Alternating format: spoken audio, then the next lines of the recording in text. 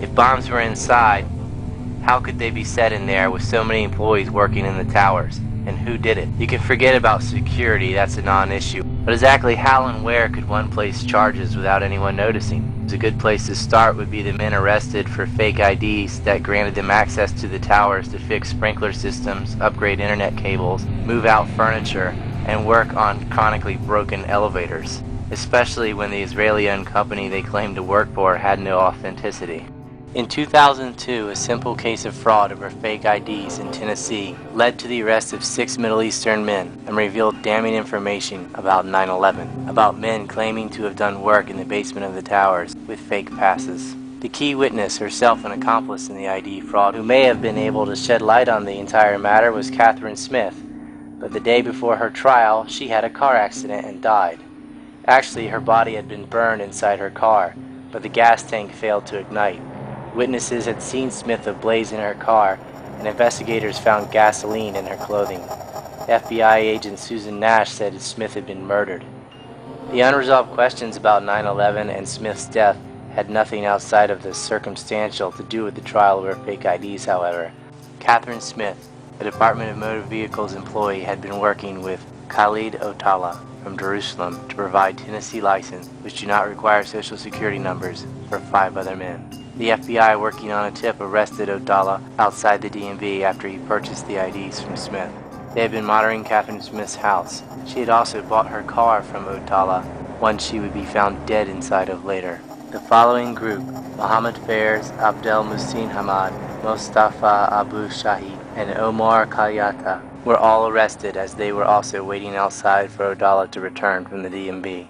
Catherine Smith had lived an ordinary life as a driver's license examiner, but in February of 2002, her arrest for fraud and then her death in a mysterious fiery car crash made her the subject of a worldwide interest.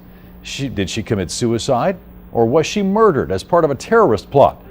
We were going to have a detention hearing on February the 11th, and on that day, the day before, the morning of that day, Catherine Smith died in the car. 49-year-old Catherine Smith would have ranked among the unlikeliest people to ever become the centerpiece of a federal investigation into international terrorism. By all accounts, she was quiet, spiritual, and family devoted. The kind of ordinary existence which made her arrest in February of 2002 even more mystifying. Smith, who had worked for 9 years as a driver's license examiner, was swooped up at her place of business in an FBI raid along with 5 men of Arab descent. She was charged with selling fake driver's licenses to them for $1,000 apiece. But with America still reeling from the 9/11 terrorist attacks just months before, what might have been viewed as a simple case of greed soon ballooned into an international incident that produced worldwide headlines. Strangely, after the arrests, Smith was released on her own recognizance. The 5 men, including Memphis store owner Khalid Otala, believed to be the ringleader of the phony license operation,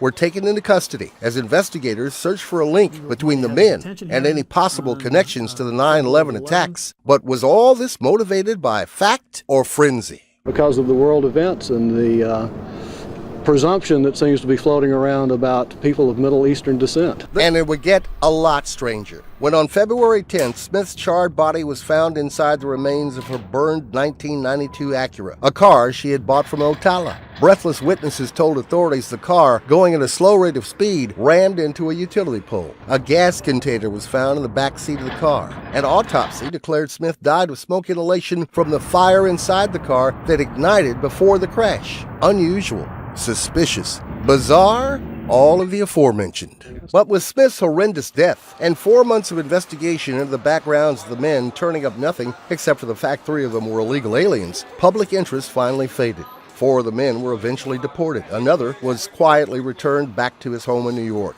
None were implicated in Smith's death because they were in custody at the time.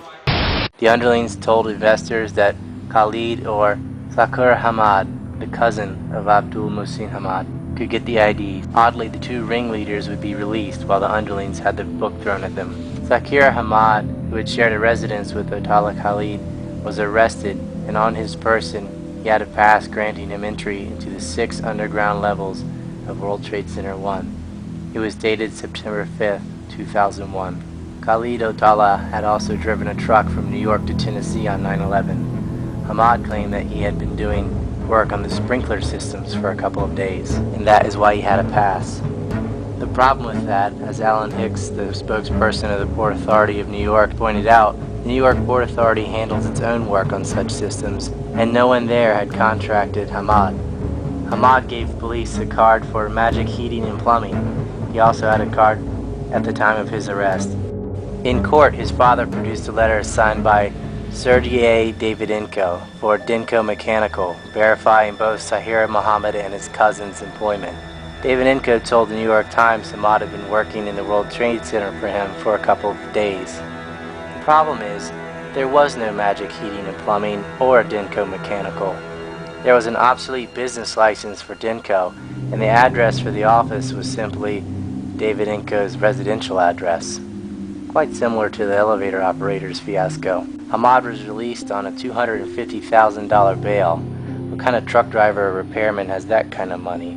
Dotala, the middleman, was released hours after being sentenced. Why was Khalid released? And why wasn't there a follow-up investigation into Dinko Mechanical? So if 9/11 was really an inside job, then who are the people inside that did it?